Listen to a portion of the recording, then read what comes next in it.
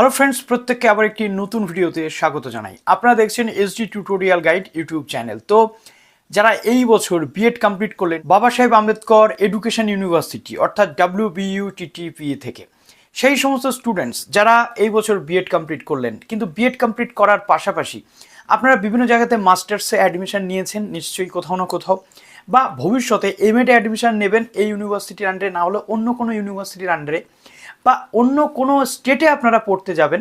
তার জন্য আপনাদের কিন্তু ফরমোস্ট ডিউটি সবার আগে আপনাদেরকে যেটা করতে হবে সেটা হচ্ছে মাইগ্রেশনটাকে তুলে রাখা। তো এই মাইগ্রেশনটা কীভাবে তুলবেন অনেকে প্রশ্ন করেছেন যে দাদা বিএডের এই WBUTTPA থেকে কিভাবে মাইগ্রেশন তোলা যায়। তো আজকের এই ভিডিওতে আমরা সেটা ক্লিয়ার করব, কিভাবে A to Z প্রসেস রয়েছে মাইগ্রেশন তোলার WBUTTPA থেকে, কি process one by one step by step কীভাবে হয়।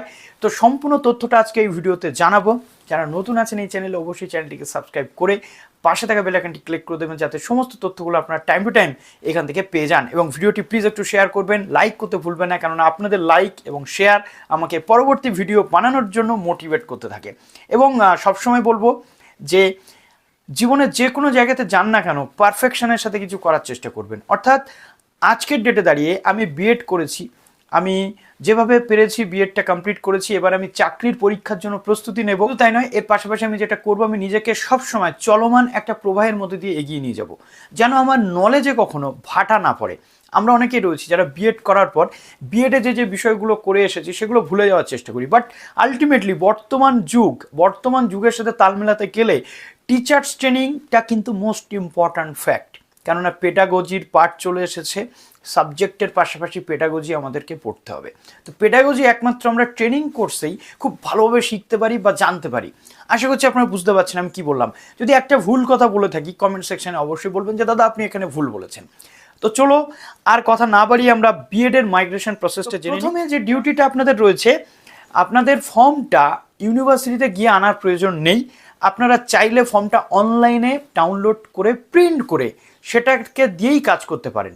তার জন্য আপনাদের কি করতে হবে, WBUTTPA এর ওয়েবসাইটে মাইগ্রেশন ফর্ম রয়েছে।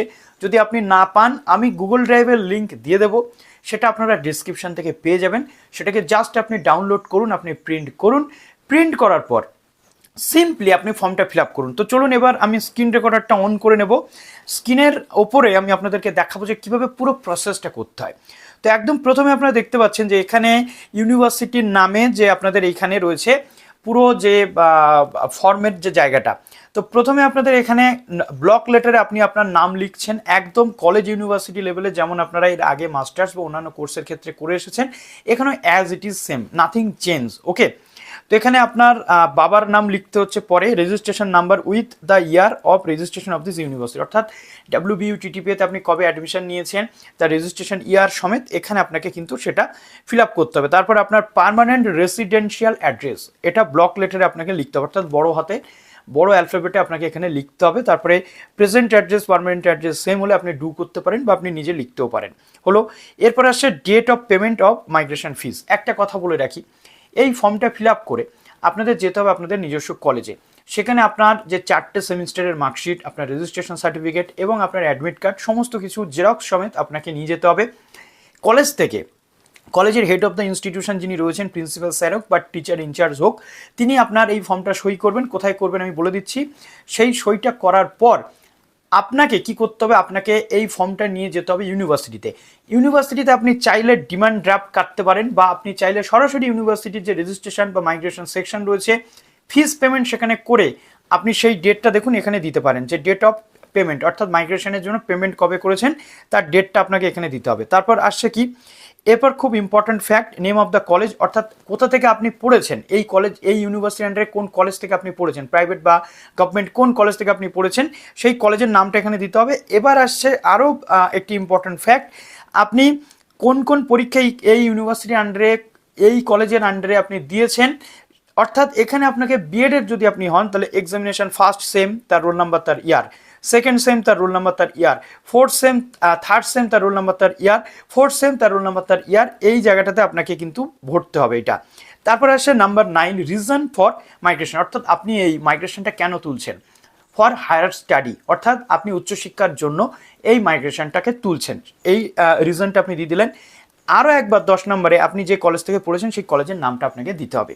হলো, দেওয়ার পরবর্তীতে এখানে আপনি যদি ক্যাশ পেমেন্ট করেন তাহলে আপনাকে কিছু করতে হবে না। যদি আপনি ডিমান্ড ড্রাফট কাটেন কিসে, WBUTTP এর কলেজের যে পেবেল অ্যাট কলকাতা, অর্থাৎ কলকাতাতে WBUTTP এর যে কলেজের মাইগ্রেশনের জন্য একটা সেকশন রয়েছে, ব্যাংকে যদি আপনি ড্রাফট কাটেন ডিমান্ড ড্রাফট, তাহলে আপনাকে সেই draft number, date, bank and branch, amount এখানে দিতে হবে। কিন্তু আমি আপনাদের বলবো সরাসরি ইউনিভার্সিটিতে ক্যাশ পেমেন্ট করুন। এবং দুভাবে এটা করা যায়, একটা হচ্ছে আপনার এমার্জেন্সি, একটা হচ্ছে লং টার্ম। অর্থাৎ লং টার্ম হলে আপনার 1 মাস মতো সময় লাগবে। এমার্জেন্সি যদি আপনি করতে চান তাহলে আপনার হয়তো দিনের দিন বা 5 থেকে 6 দিনের মধ্যে দিয়ে দিতে পারে। সেটা ইউনিভার্সিটিকে আপনাকে গিয়ে বলতে হবে। যারা যারা মাস্টার্সে অ্যাডমিশন নিয়েছেন প্রত্যেকের জন্য কিন্তু এটা দরকার, মাইগ্রেশন আপনাকে দিতেই হবে, এটা একটা পয়েন্ট।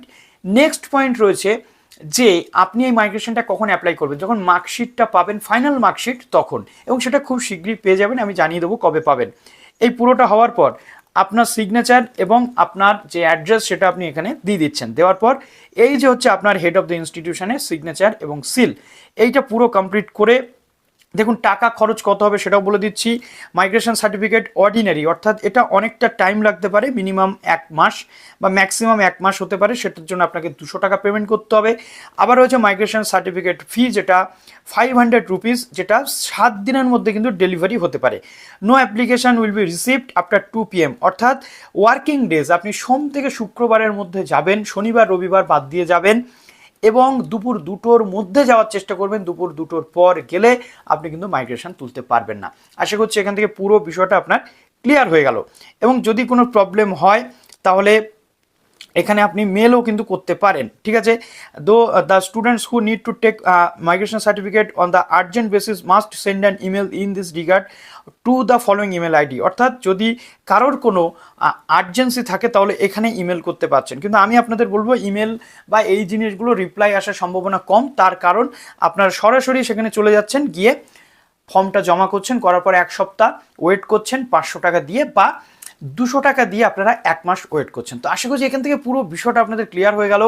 আজকের পর থেকে WBUTTP এর অন্তত আর মাইগ্রেশন রিলেটেড কোনো প্রশ্ন থাকবে বলে আমার মনে হয় না। তো চলো ভিডিওটা এখানে শেষ করলাম। ভালো থেকো সবাই। 4th সেমিস্টারের স্টুডেন্টস যারা সদ্য পাশ করেছো, আজকের এই ভিডিওটা তোমাদের জন্য ছিল মোস্ট স্পেশাল ভিডিও। তো চলো, বেস্ট অফ লাক।